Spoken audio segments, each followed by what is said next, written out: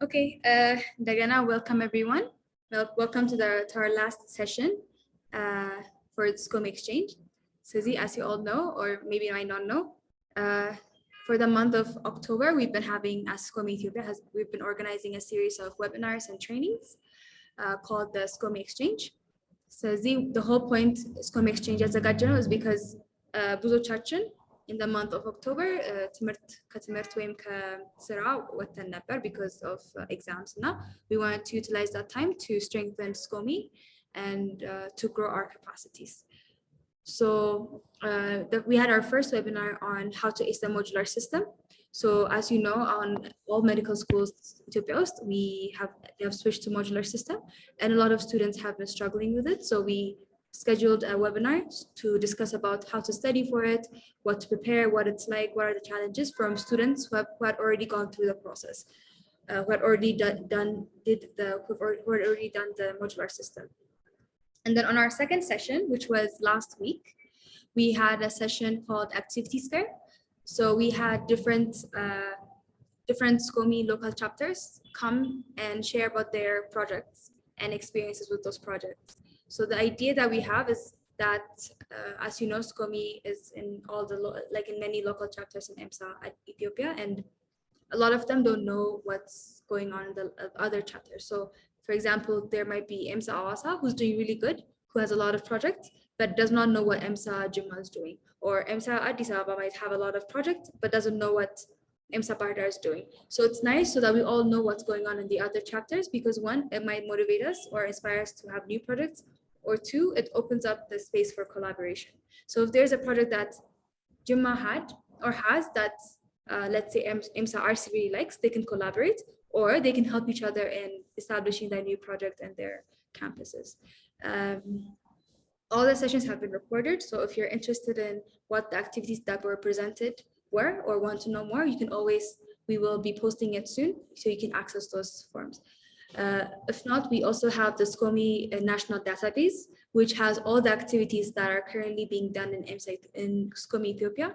So if you would like to know more about the activities, you can contact me, or you can email us at scomeethiopia@gmail.com, and we will be really happy to help you. So I will just leave the email here so that you can save it.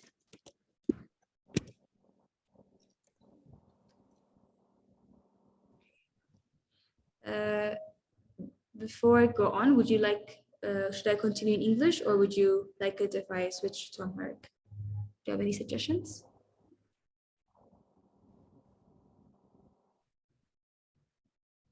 Okay, if not, for the sake of inclusivity, I will continue in English. Okay, great. So I hope that you were all present in last week's session, and I hope that it sparked new motivation or energy for you to start different projects in your own campuses. Or maybe you might have products that you have, but you don't know how to continue it or what to do with it. So today's session will be on activities or project programs 101, which is, I'm going to be explaining what activities or programs mean in the aspect of, in perspective of IFMSA. So as you know, IFMSA is one of the countries that is part of or registered under IFMSA, which is the International Federation of Medical Staff Association. So IFMSA has its own way of having projects. So IFMSA is very specific about projects and the standard or the quality that they're done in. So we are going to be explaining about what those are and what you can do to make your projects fit into that standard. And if you already have a project, then I highly suggest that you organize it in this way so that you are doing it in the standard of IFMSA. And why is that important? Is because if you are having a strong project that you think is really making an impact, we together with me, we will enroll your activity into the IFMSA database. So why is it important to enroll your projects into IFMSA? Is once you are identified by IFMSA, or once it's enrolled into IFMSA, you are able to apply to different grants. So you can actually get funding, better funding. You are able to use IFMSA's logo, which is also really important. There are IFMSA program coordinators And once you're enrolled, they will be more than happy to help you in your project. So it will make your project even stronger and you'll get even higher access. And once it is enrolled into the IFMSA database, it will appear when people search for SCOME activities. So it creates, it opens doors for collaboration. So other countries can now collaborate with you, or you can even collaborate with other countries. So enrolling to IFMSA really opens up your horizon. So whatever impact you're doing locally, now you can even make an impact nationally and internationally. So that really opens up your product to even bigger scope and having a bigger impact. And also it helps you because you get access to grants, to funding and the like. Okay, I will start sharing my screen now.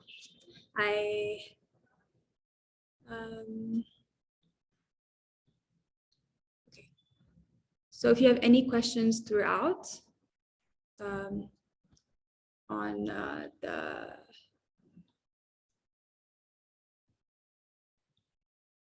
okay, we can.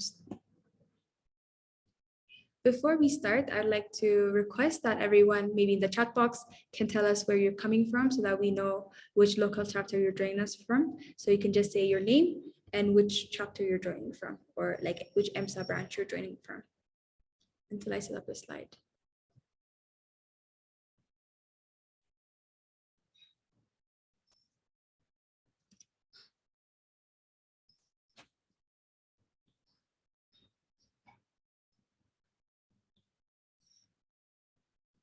Okay, we have SCOME Addis Ababa, SCOME Addis Ababa again.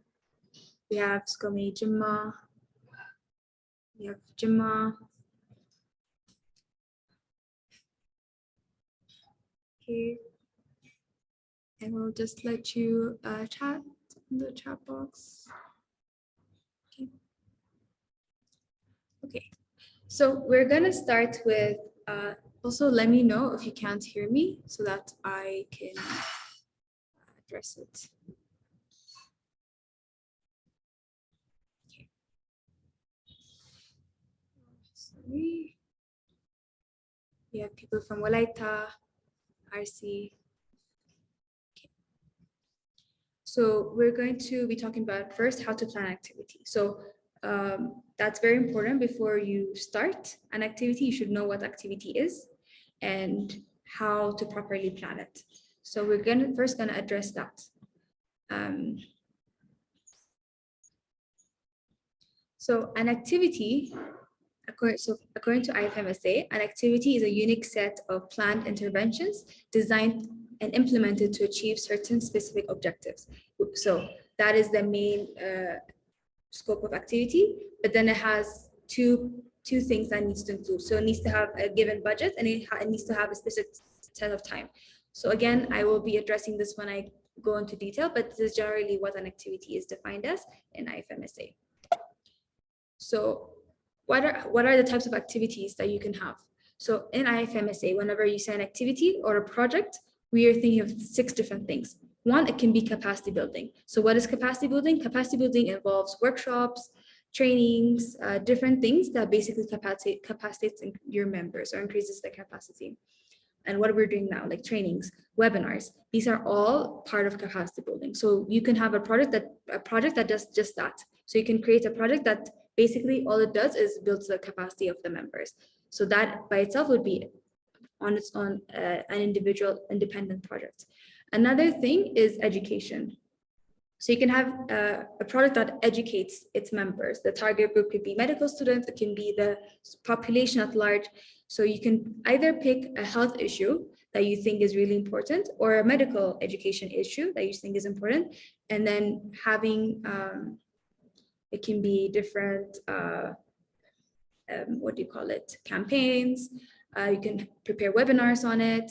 You can have different things, or you can even work with the SCOF or the Standing Committee on Public Health, and you can collaborate together and work on like different health issues, and you can work on activities to raise issues on health issues. So that would also be another product basically that works on education.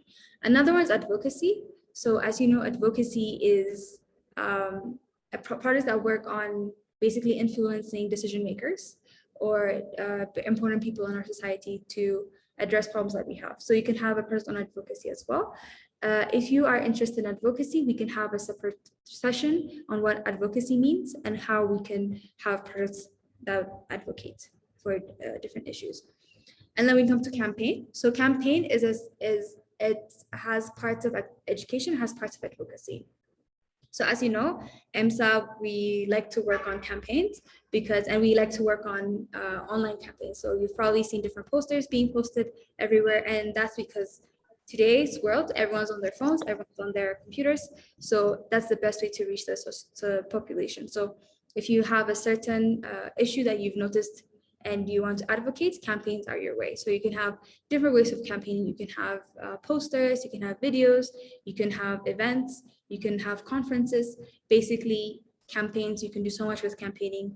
It requires a lot of, you can be very artistic with it or very creative with it, but campaign by itself, you can have a project that just works on campaigns, and that by itself would be enough. And then research, I think, is very clear. You can have projects that work on research, and for this, you can also collaborate with standing committee on research exchange. And then the last one is third-party activity. So third-party activity is an activity that you don't own yourself. For example, if IFMSA RC wants to have a third-party activity, it's not a project that they work on themselves, but they're supporting another activity that is being done.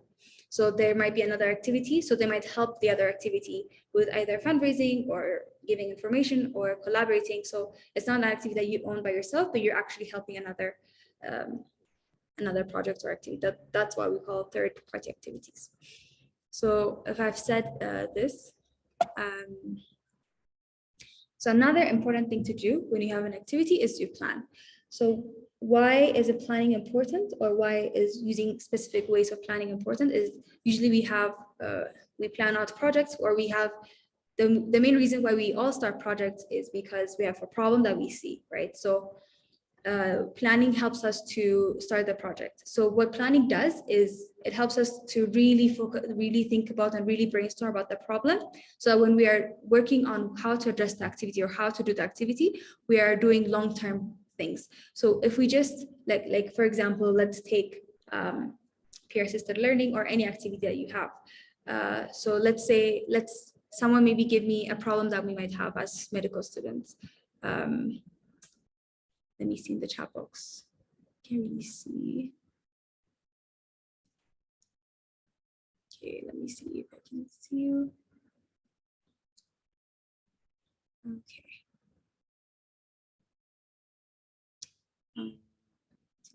So let's say that one of the problems that we see is medical students are just failing their exams. Every year, there's like 50–60% that are failing the exams.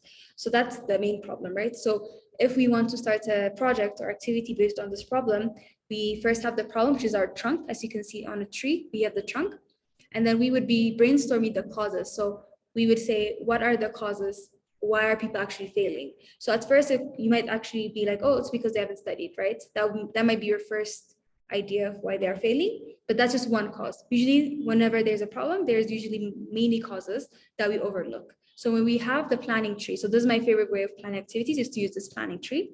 We are going to look at the different causes. So that's going to be the roots. So every tree has a root and every problem has multiple causes. So we'll be brainstorming about the different causes that might have the problems. And then we go to the main problem, which we have mentioned, what I've said before, many students are failing the exam. And then we go to the consequences, which are the leaves. So once we're able to brainstorm using the tree method, we're able to create projects or activities that are long lasting and not just short-term projects. And then this will have a bigger impact, and we can have a bigger impact for our project. So for me, this way is the easiest way to plan a project. It's very straightforward. It's called the tree method, with the roots as the cause, the trunk as the main problem, the consequence as the branches and leaves. And then we come to the problem statement. So you might think that this is maybe not that important, but I will come later when you want to enroll your activities into IFMSA, which I think is really advantageous if you have activities or projects. They will be asking you these questions. So they'll be asking you, what is your problem statement? what is your planning process? What is this and that? So everything that we address today will be questions that you'll be asked if you would like to enroll your activities, because they know that these are very key questions to ask if you're going to have a strong project or strong activity. So what is a problem statement? So these are going to be you need to be answering these questions. So before you start any activity, or when you plan activities, you need to be answering these questions. So what is the problem? Who actually has the problem? Where is the problem happening? When is it occurring? So how is the problem impacting the community? So these are the key questions that you need to answer when you start a project. And then these questions will help you brainstorm and will create the space for you to brainstorm.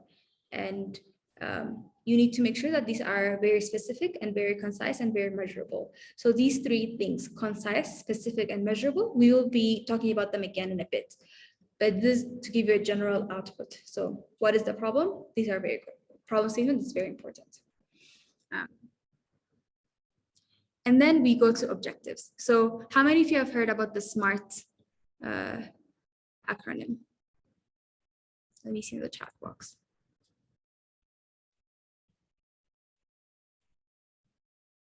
Okay, who has heard of SMART before?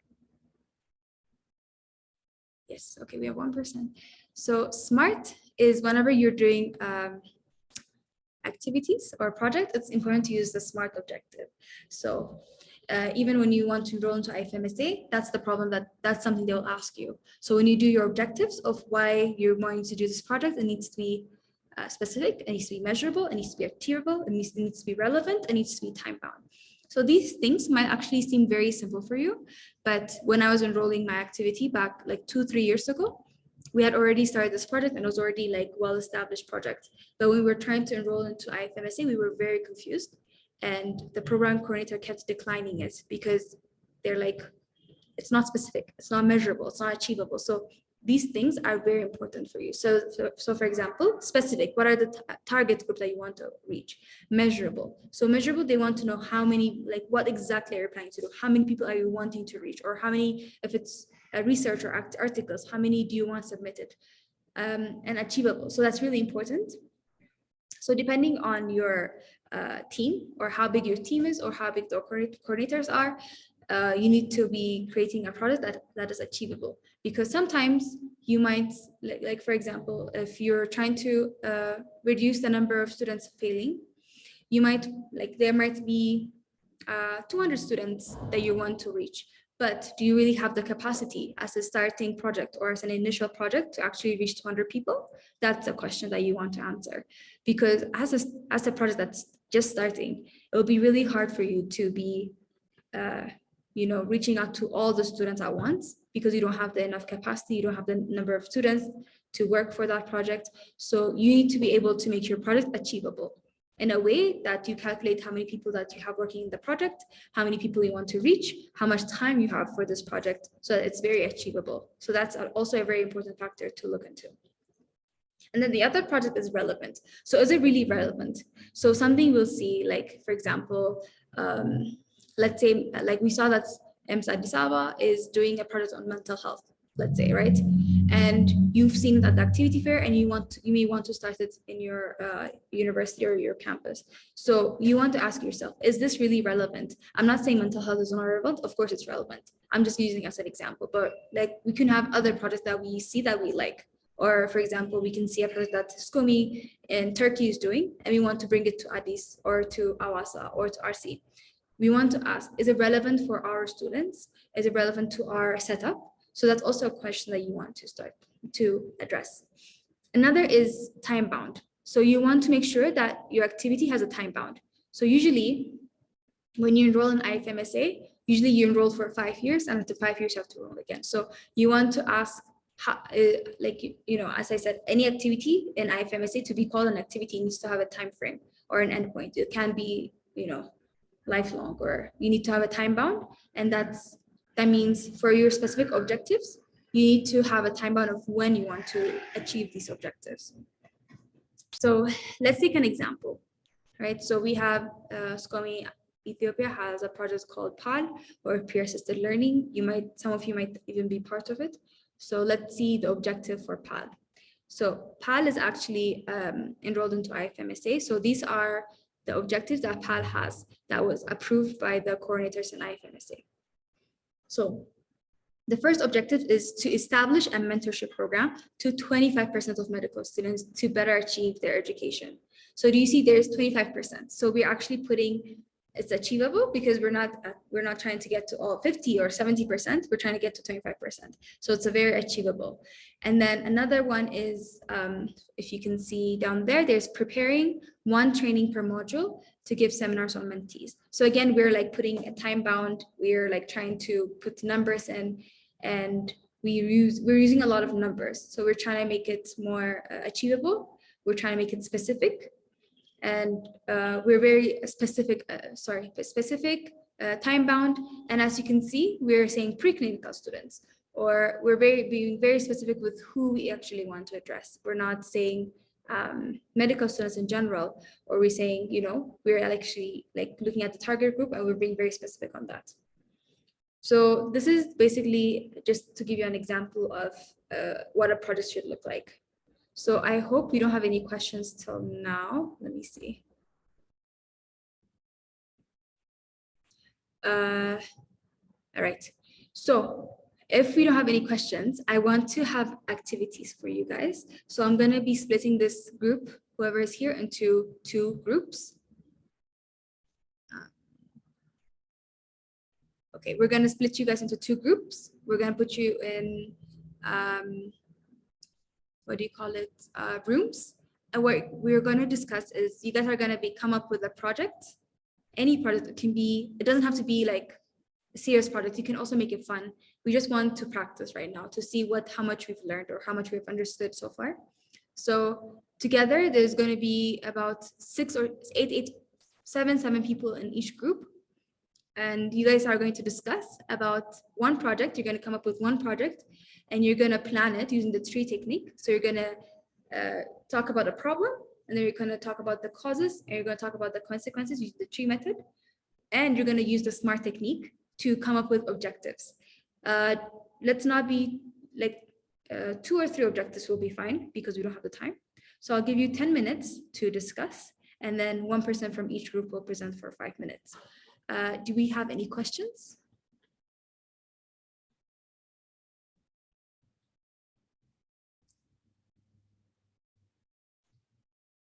Okay. Do we have any questions? No? All right. Just it's like a fun project. It doesn't have to be very serious. It's not going to be a project that you're going to use, in the future. We just want to see how much you understand. So I will give you 10 minutes. I will be coming to different rooms and seeing how you're doing. So if you have any questions, you can ask me there. Do you guys want me to put it back in the this part session so you can also take a picture, maybe,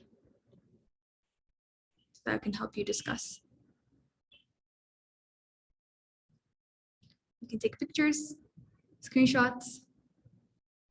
Okay, I'm gonna go into breakout rooms. I'll see you soon.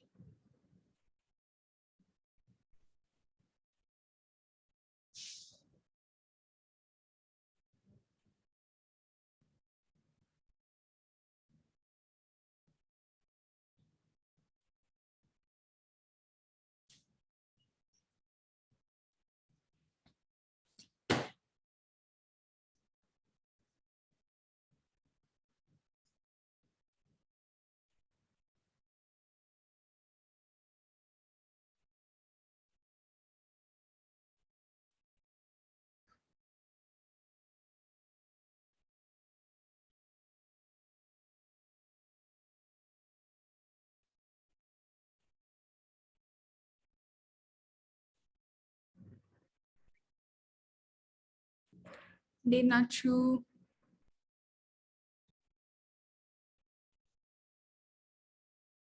Okay, so we will just have 5 minutes of presentation from each group. Again, it doesn't have to be perfect. We're all just practicing. Also, we had like 10 minutes, so it's very understandable. So let's start with group 1, room 1. Who would like to present from group 1?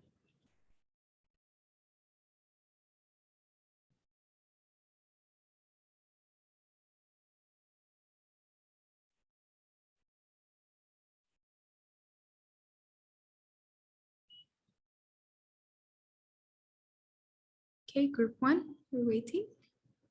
So those who are in room 1. I believe it was Beatty, Fahima, Ilham. Yeah, would like to present.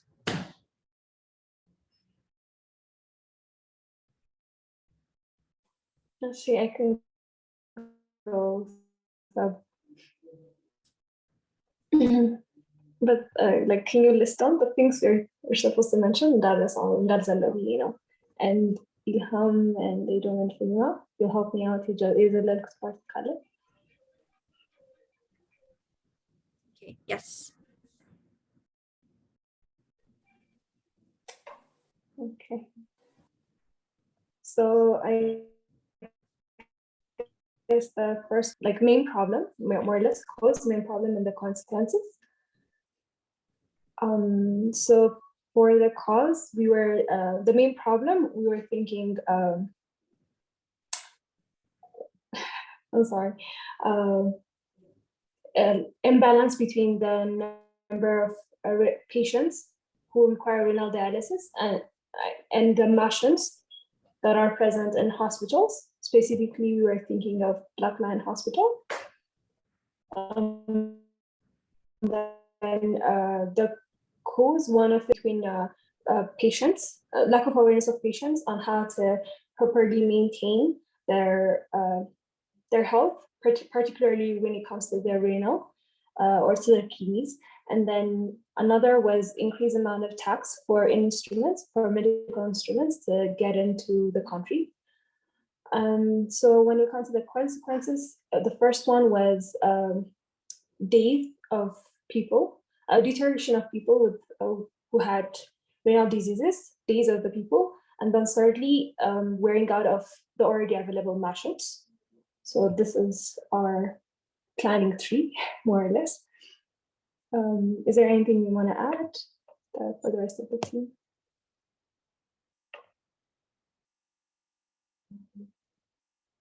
Okay, and then I'll proceed. So following up, I guess it's the SMART objectives, right? So like, correct me if I'm wrong. Yes, yes. So we really haven't really narrowed it down, but then, so our objective is to draw about like to increase in the amount of investors, particularly for renal dialysis machines and for the Korambasa Hospital by 5%. That's one of our objectives. And the second objective is to create awareness to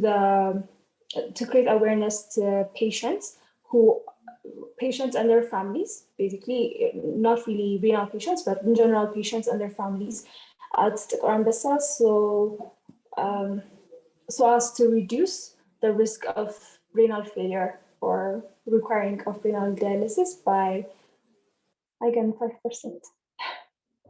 Yeah, so that's basically it.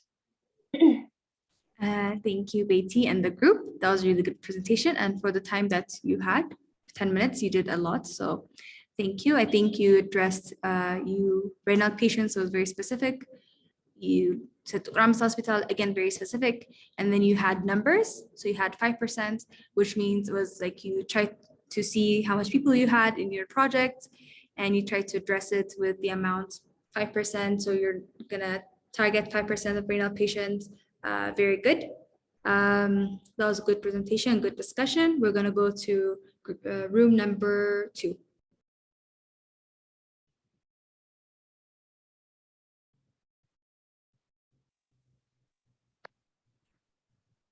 Hello. Is Bruki going to present or I can present? መጨረሻ ሰዓት መጥቶ ነበር።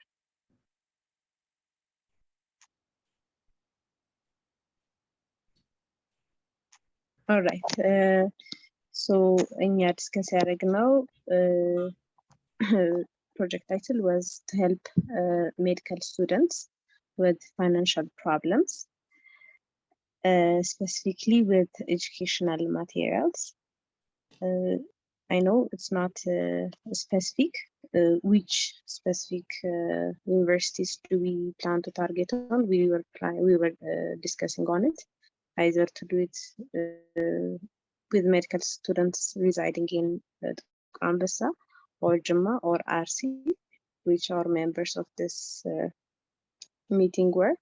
We didn't specify it due to lack of time. Measurable, I think we can check if the students got the materials needed on time and achievable.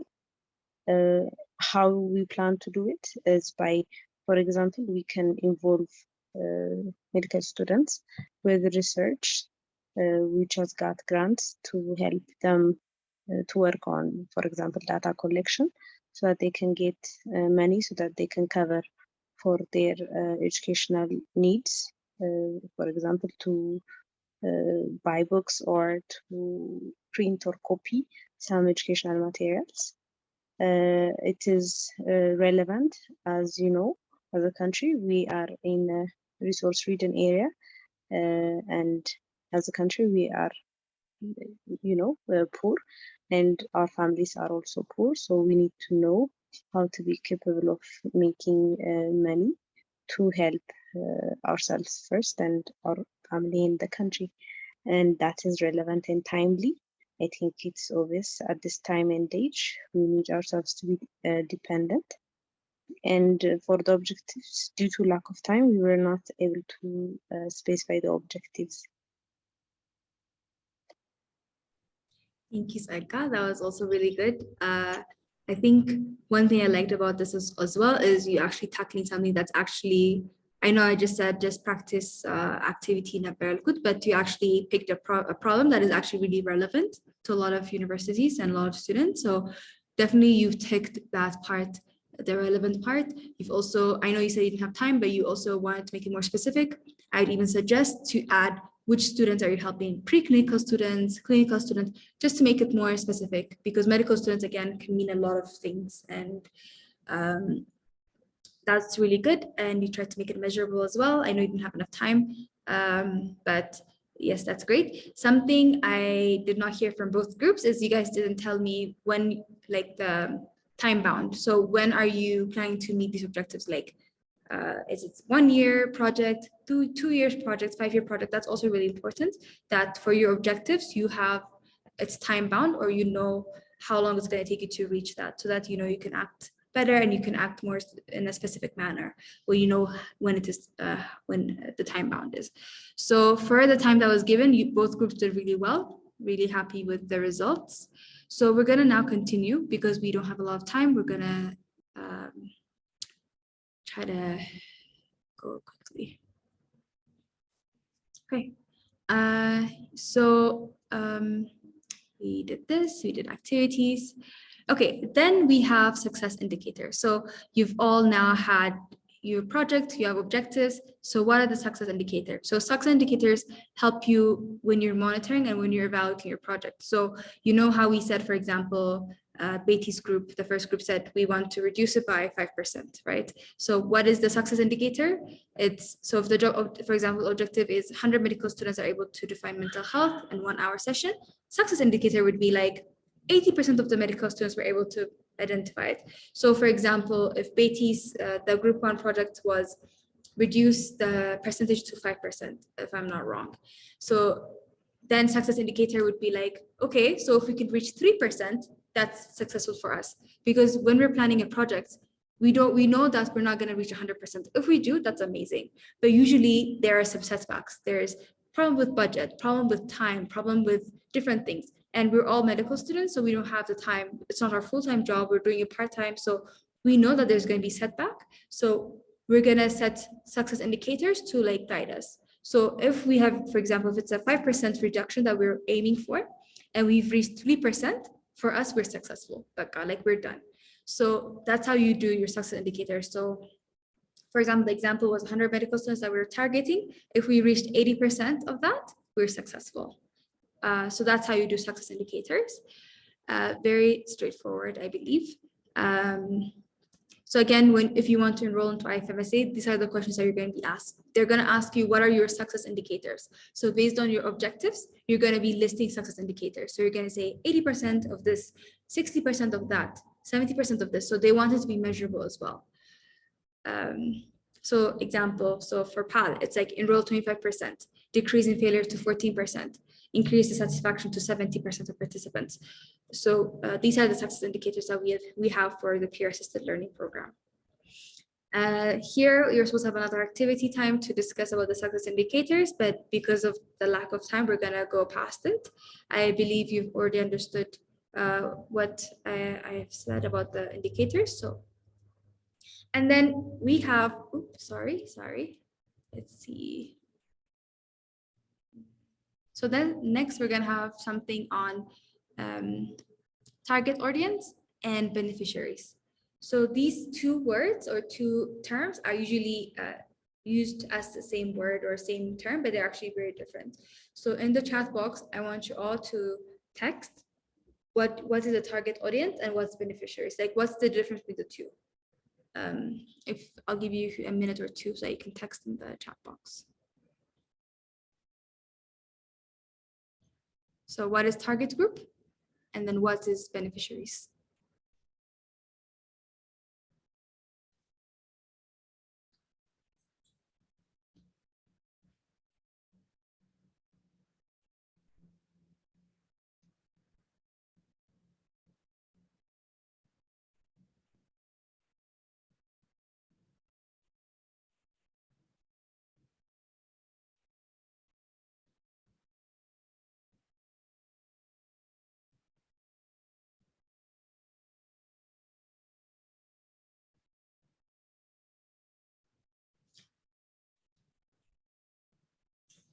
Okay, so Beatty has said something. She said, target audience are those who our objectives apply to.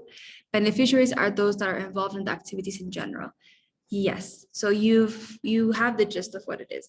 So, so a target group are the primary beneficiaries of the activity. So for example, in the project that Lemsale Group 2 had about giving financial aid, their target groups are exactly the exact group that they're helping. So students, medical students, PC1, PC2, C1, C2, whoever the exact targets are. So that's your target group. Beneficiaries are simply everyone else around that will benefit because the target group benefits. So let's say for the second group, you give funding or to students who are in need. So those students, when they graduate, they will become doctors, and in turn, they will help the community. So the beneficiaries are the society that will benefit from them being doctors, the administration who will have, you know, different people who have students who are now like able to attend classes. So basically the beneficiaries are simply the bigger group that will benefit from your activity. Target group are the specific group that you're targeting. Beneficiaries like everyone else who will help, will be benefited because the target group is benefited. Does that make sense?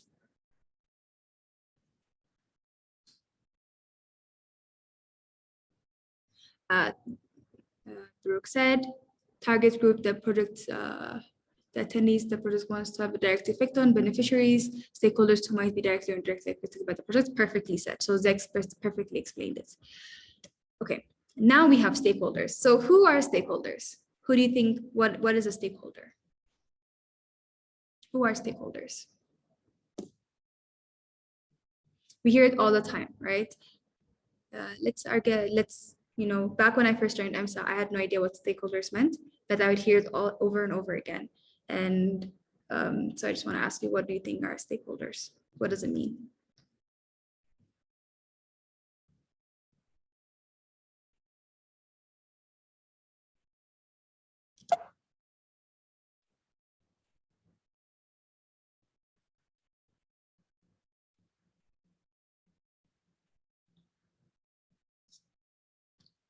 Okay, so Zach said target group, but beneficiaries, but anyone and everyone who's at stake of the project in any way. Idomia said, those who have stake or an authority to do something about the program at hand. Okay, so you've both kind of addressed it. So stakeholders is anyone that has an effect on the project, any effect. So what I mean by any effect is any positive or negative effect. So someone who can positively affect our project, our program, or someone who can negatively affect our program. So a lot of people think that when we mean stakeholders, we're only thinking about those who positively affect us, but we're also thinking about the other people who are like negatively affecting our project.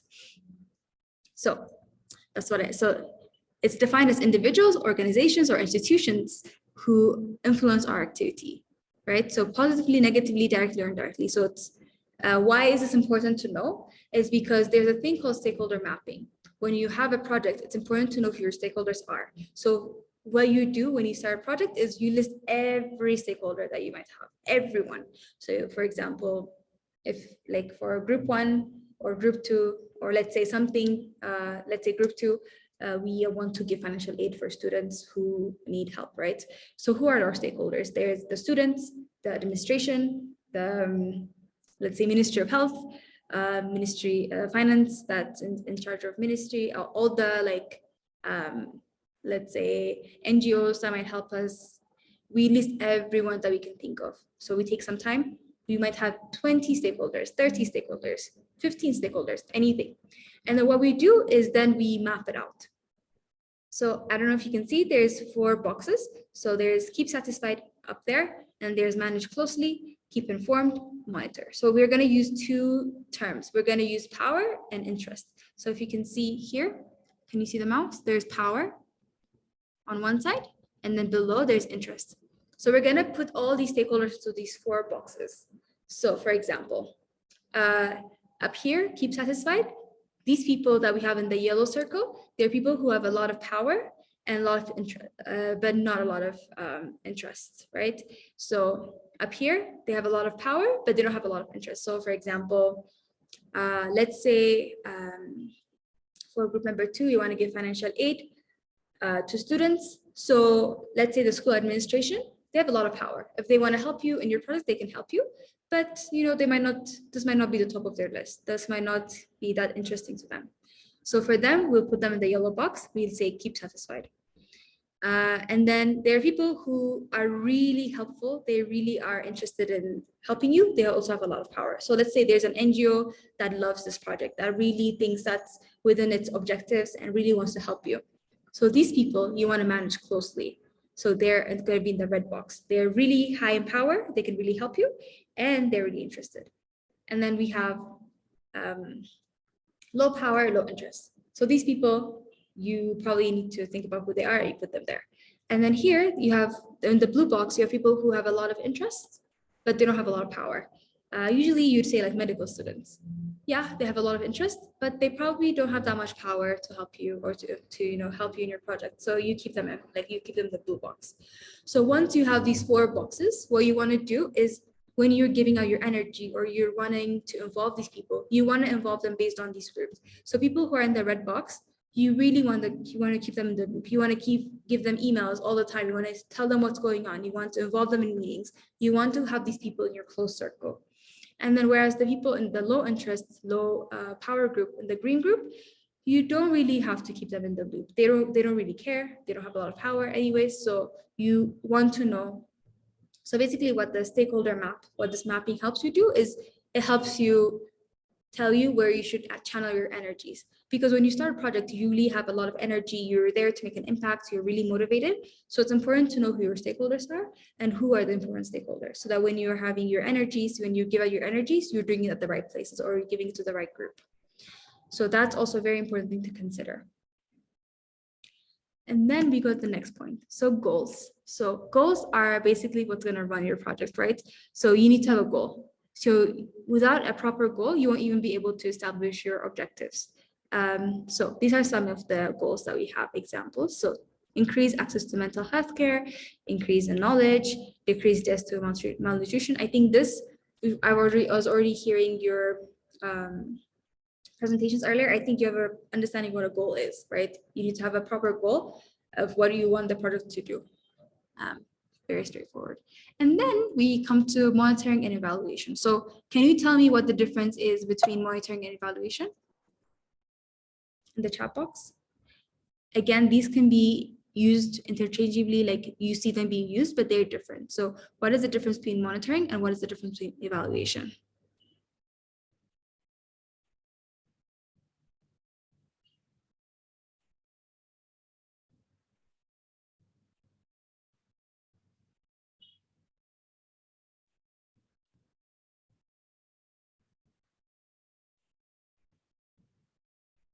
Okay. So monitoring is daily or timely bound. Evaluation is cross-sectional. Monitoring is during the activity. Evaluation is occurs at the end. Okay, great. So monitoring is ongoing, right? So evaluation is not ongoing. Monitoring is something you do all the time. So you can say maybe 3 months, maybe 6 months, maybe every 4 months. That is something you decide. So monitoring you do all the time. So you want to monitor what's going on all the time so you can make changes. If there are problems, you can address them quickly and you can see what's going on. So it's a way where you check, it's like a check and balance system. You check what's going on with your activity by monitoring it. So you need to ask these 3 things. What are the baseline? So usually when you start a project, you need to have a baseline assessment, right? So let's say we're starting a project on addressing the mental health of students. So first, before we start, we usually give out baseline assessment. Usually we do it in surveys. So you give a survey, you see what's going on, so that at the end of the project, you kind of know if you've made an impact. So you give a baseline assessment, and then you give, if you're monitoring, you do it all the time. And then when you evaluate at the end, you also like see. So that's how you check the impact of your project. If you are not able to proper monitor or proper evaluate your project, then you don't really know if you're really making an impact. So this really helps you. So you need to know, what is our baseline? How and from where should we get the data? And how do we monitor? So these 3 things are really important. So baseline, you need a baseline data. How you should gather, a lot of people use surveys and forms. And then how do we monitor? That's also something you discussed. And then there's evaluation. So evaluation is not, like I said, like monitoring at a limit, you don't do it ongoing, it's once. So you check the relevance, the efficiency, effectiveness, and impact. So evaluation and monitoring, very important. So this is what so IFMSA, when you try to enroll, they will really ask you these questions. They'll be like, does evaluation exist? Did you guys have a pre-activity assessment? Do you have any plans for monitoring? So these are questions that you'll be asked.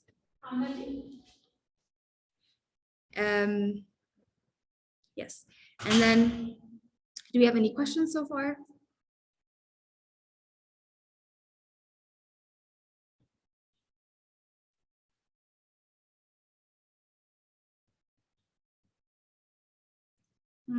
Any questions? Is it all clear? Okay. So, you know, I am working as the National Officer for Medical Education. This session we've created for medical officers working in medical education, but of course, we might have other people who are from other standing committees as well. So here, your national officers, you can always contact them or any one of us if you have any questions. These are the emails, numbers, names of the national officers for this term. Okay. And then we don't have a lot of time, so I just want to quickly talk about enrollment. Again, I said, like, if you have an activity that you think is good, I'm going to be reaching out to each of you, each local chapter soon, and we're going to see which one of the activities that we can enroll, because enrolling is really important because it really opens up your project to a bigger scale. Okay, so what can you enroll? You can enroll basically projects, you can enroll webinars, you can enroll workshops, campaigns, conferences. Remember in the first slide, I had said there are different types of activities. There's like mainly 6 types of activities. You can enroll each and any kind of activity that you want. So you might think that maybe my project is not good enough to be enrolled. No, you can even enroll webinars, you can enroll conferences, campaigns, anything. And then what are the steps of enrollment? So step 1 is you decide where you want to enroll. And then there's a form that if you are interested, we can go through the form together. I will be helping you with that. And then we will sign the form, candidature form. So when we're talking about SCOME, we have the programs are divided into 2. So there are two programs where we can enroll them into. So we can enroll it to teaching medical skills or medical education system. So there are 2 types of programs that we can enroll our activities in. So that, again, we will be talking in detail if you are interested in enrolling your project. So when can you enroll? You can enroll either at the beginning of your project, so when you're starting it, or you can enroll later. So if you have already a project that is in progress, you can enroll that, or you can enroll in the beginning stage, so when you're planning. So you might reach out to me and be like, I have this idea for a project that I'm planning to do. Can I enroll it? Yes, you can. You can enroll it. It's even best that you enroll it in the beginning because you'll get more guidance. So there are international program coordinators that will be helping you once you enroll. So it's actually very beneficial for you. So who can enroll? Anyone can enroll. You need to have an activity coordinator that will be registered for the program. So as they're saying in the meme or the picture, anyone can enroll as long as you are a member. And we, IFMSA Ethiopia is a full member, so we are eligible to enroll. So here are the activities. So the activity that you do can be local level, international level, national level, international level. So I've already talked about it.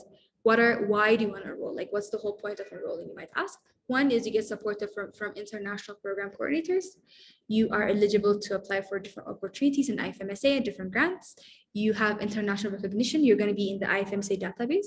Right now, activities that are in SCOME Ethiopia are in the SCOME national database, but now you're going to be in the international database. So it kind of opens up your project to a larger scale, more international scale.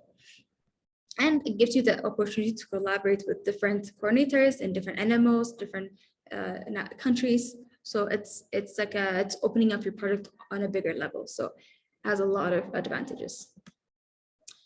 And yeah, that is it. If you have any questions, I will be more than happy to answer them. So I hope you're all ready to enroll and start your projects like this cat.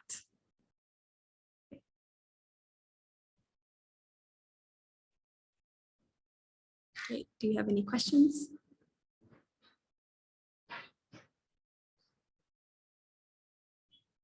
Okay.